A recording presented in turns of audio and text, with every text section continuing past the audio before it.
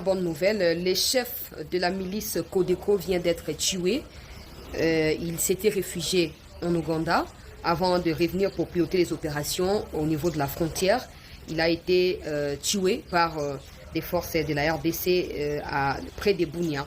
C'est l'information qui m'est parvenue. Tôt ce matin, Madame Chancela, nous revenons avec les deuils de M. Amos Baraka, le leader et seigneur de guerre des Zaïre Codeco, CRP, allié au M23, mort survenu autour de 3 heures alors qu'il avait fui vers Ouganda. Il semblait être revenu pour réformer les Codeco qui étaient jusque-là démobilisés et affaiblis par le gouverneur de l'Ituri, le gouverneur militaire de l'Ituri.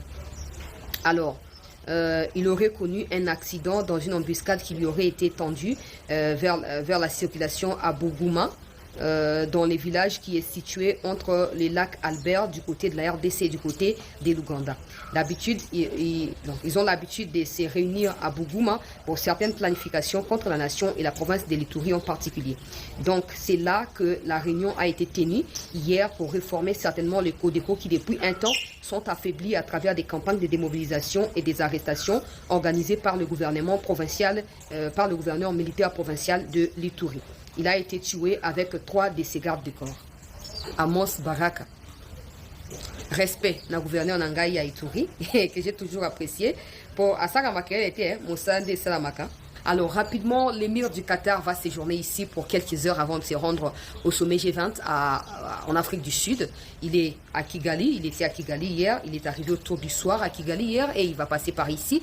Je vous avais déjà signifié ça il y a quelques jours, je crois au début de ce mois, qu'il viendra à Kinshasa, il sera reçu par le président. Question d'explorer des pistes en termes de collaboration ou de coopération bilatérale. Vous savez que Doha semble aboutir, en tout cas je parle des processus de Doha, et qu'il a été d'un appui considérable aux deux parties. Et on ne sait pas encore si l'aboutissement sera paisible ou pas paisible, mais on a l'impression que Doha veut se débarrasser de la situation. Et Doha veut continuer à travailler en partenariat avec la RDC dans d'autres secteurs, notamment les secteurs miniers, les secteurs de santé, les secteurs des infrastructures. Donc il sera reçu ici à Kinshasa par le chef de l'État. Beaucoup de personnes m'ont envoyé des vidéos de lui et de Kagame pour me dire ouais mais Kagame a yambi, est-ce que Fachi Kagame a payé ma vache, est-ce que Fachi a bongi sinini. Fachi n'agit pas selon ce que Kagame fait à l'émir du Qatar. Il faut savoir que Kagame par rapport à l'émir c'est un peu comme un subalterne, c'est un peu comme en fait un sous-officier face à un général. Kagame vit aux dépens du Qatar. Ça, si vous ne savez pas, vous pouvez aller vérifier. La plupart de ceux qui investissent au Rwanda, dont la plupart des domaines sont des Qataris. Et aujourd'hui, on a dit que les investissements tournent autour de 3 millions par trimestre, quelque chose comme ça. Si on multiplie x 12, ça fait quelque chose comme des 36 millions par année. Et on a appris qu'ici en RDC, il va investir 21 millions, quelque chose comme ça, par année, et que ça va commencer par là, la collaboration entre les deux pays. Donc on n'a pas à comparer. Du point de vue de l'exécution de ces partenariats, au Rwanda, ils sont déjà en avance. Il faut savoir que tous les avions qui travaillent pour le compte de Rwanda Air n'appartiennent pas à Kagame, n'appartiennent pas à l'État rwandais. Ces avions appartiennent à l'État qatari. Donc c'est normal que l'émir arrive là-bas pour évaluer les niveaux de coopération. Mais surtout, c'est normal, vous ne pouvez pas vous agiter pour cela. C'est normal que Kagame fasse les déplacements à l'aéroport pour le prendre et qu'il soit son chauffeur. Tshisekedi ne sera pas son chauffeur, c'est clair. Tshisekedi peut-être sera là pour l'accueillir, mais Tshisekedi ne sera pas son chauffeur. C'est différent. Hein? Kagame, ces vaches-là viennent de Massis. Ces vaches-là viennent de Rutshuru. Ça vient de la RDC, ces vaches-là. Kagame n'a rien à offrir à l'émir du Qatar. Nous, on a tout. On peut offrir les doubles de ces vaches, tout comme on peut offrir tout ce qu'on veut, en fait. Mais après, il ne s'agit pas de corrompre l'émir. Parce que c'est des gens qui ont beaucoup d'argent. C'est des gens qui alimentent les guerres systématiquement pour déstabiliser des pays qu'on appelle de tiers-monde. Mais la RDC ne va pas trembloter du genre, ouais, mais émir Azoya, comme ça, aussi, si vous m'en avez dit, Fati, le quoi, Kagame a pêché Sokinini, il a pêché ça, or, na, pala, tapé ça, na, passé sur le baka. Le président sait ce qu'il a prévu. De toute façon, on sait que la RTNC pourrait diffuser en direct cette venue et on saura davantage des éléments. Mais si vous voulez en avoir l'idée générale, c'est que des investissements qataris à venir en République démocratique du Congo, le partenariat approfondi dans les domaines de l'armée, dans les domaines des infrastructures, dans les domaines de la santé, dans le domaine des minéraux ou dans le domaine minier et dans plusieurs autres domaines. L'émir ne viendra pas seul.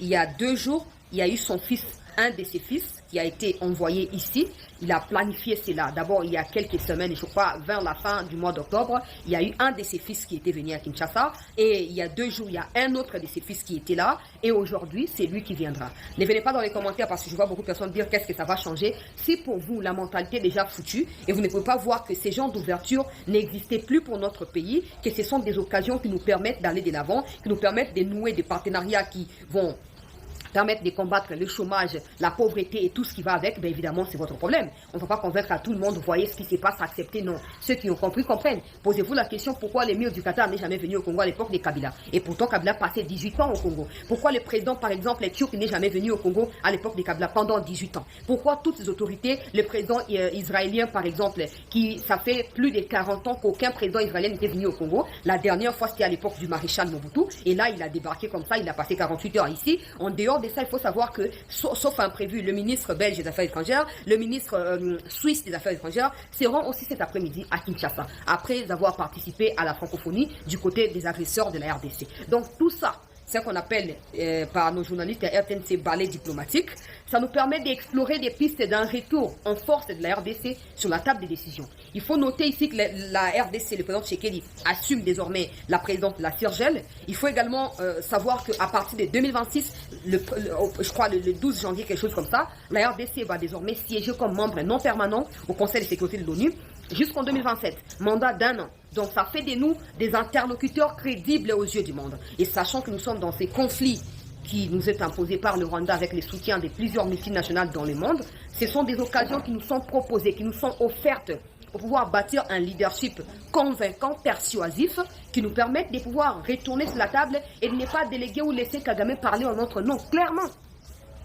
Donc ce sont des investissements à long terme. Ce sont des ouvertures qui commencent pour établir des liens ou des ponts, pour jeter des jalons, pour jeter des ponts, pour permettre à ce que les deux pays puissent continuer à travailler ensemble. Si vous ne voyez pas cela, ben fermez les yeux tout simplement parce que vous n'avez pas l'habitude de voir ce genre de choses. Ne cherchez pas à ce que la venue d'un émir du Qatar, qui n'est pas congolais, qui n'est pas africain, puisse soulager ta pauvreté à toi. Encore que la raison principale de ta pauvreté, c'est ta mentalité à toi. Parce que tu es pauvre mentalement, tu travailles, tu agis comme tel, et ça se répercute sur ta vie. Biso no sto na Congo on a eza flash information. Biso sto na Congo to na misala te to débrouiller kaka. To débrouiller kaka o mutu to na ba diplôme ba licence na ba maîtrise ya ba bona bout. Mais mon sala ezake tozo bunda bunda. On souhaite la bienvenue na ba to na parce que so ba créer ba entreprise na bango. Ngano to zo moi libiki. Ato $100 ne fût-ce que $100 tant que za yo na muto na yo oza à l'aise, oza sous pression te, oza eloko moko ko sati. Donc nous saluons le président Tshisekedi na Moussa Zoko Zoko Bota Bambouma. On verra bien. J'avais lancé un message au gouverneur de Kinshasa hier. Je réitère ces messages encore ce matin. Monsieur le gouverneur, je n'ai rien avec vous de personnel. Mais si vous n'agissez pas, on fera cette campagne jusqu'à ce qu'on vous débarque de là où vous êtes. Point final. La ville est invivable. La ville est insupportable. On ne peut pas accepter ce qui se passe. On ne peut pas fermer les yeux sous prétexte que vous êtes l'élu d'épaisse. Encore que moi, je ne suis pas l'élu d'épaisse. Monsieur le gouverneur, j'ai vu que ce matin, vous avez souhaité la bienvenue à l'émir du Qatar. Il a pléviné ce matin. Vous allez me dire quoi? Les immondices le long des chaussées, partout il y en a. Partout il y en a. Bon, vous voyez un hélicoptère, Nanjili, Bokiti, c'est la présidence. Toi, quand on a kacha poto, Masuba Yabanyewo et Zoko Trembali na kacha ville. Oui, les Quinois sont sales, la responsabilité incombe aux Quinois. Qu'est-ce que le gouverneur a déjà fait pour chaque Quinois mis sentir responsable et à Ashman? Parce que les Quinois en particulier, les Congolais en général, adorent les fouets. Soko betiti à Kosembo Mate. Soko au symbole ici était dans le à film au Kosembo Mate. Tu ne peux pas dormir dans ton bureau, tu rêves et tu dis non, c'est pas de ma responsabilité, ce sont des Quinois. Non, tu dois faire ta part. Tu dois faire ta part. La ville est invivable. Quels sont les projets qui ont aussi initiés au faire accompagner un média pour les Congolais qui ne pas comprendre que les alliés interdits, les alliés punissables dans le cas de Mibeko.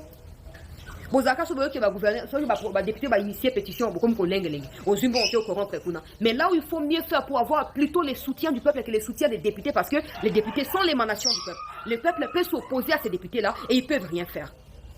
Mais non. Et comment on a facile? Pourvu qu'il y ait distribué un jeep, il faut voter. On a fait ça, on a place. Mais dans le lobby, on a un problème particulier dans le gouvernement, on a Daniel Boubateo.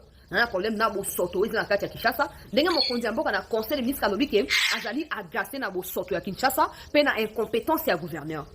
Ce n'est pas au président de débarquer ou de révoquer le gouverneur. Ce n'est pas sa responsabilité. Soit l'Assemblée provinciale, soit les ministres de l'Intérieur, les VPM de l'Intérieur. Alors, je crois qu'il y a un peu trop de lenteur de ce côté-là. Il y a un autre que médiatiquement, on va reprendre les flambeaux et on mettra chacun devant ses responsabilités. Donc, quoi, les mirazo, il y a prévu que vous avez bon, les dans le sens cynique. Ils ont sonné ça, à nulle part. Et ça, tout n'a fatigue, même pas fatigue, nous va gouverner, vous avez besoin. Quand le président qui n'a pas poté, qu'est-ce qu'il va faire?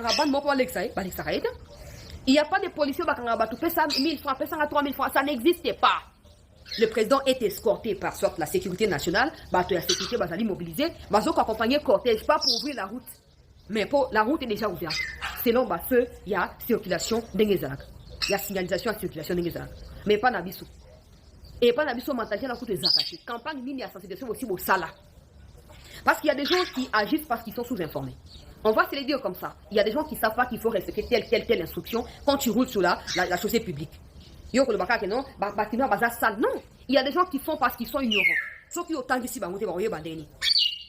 bref, restez en attente, très chers compatriotes.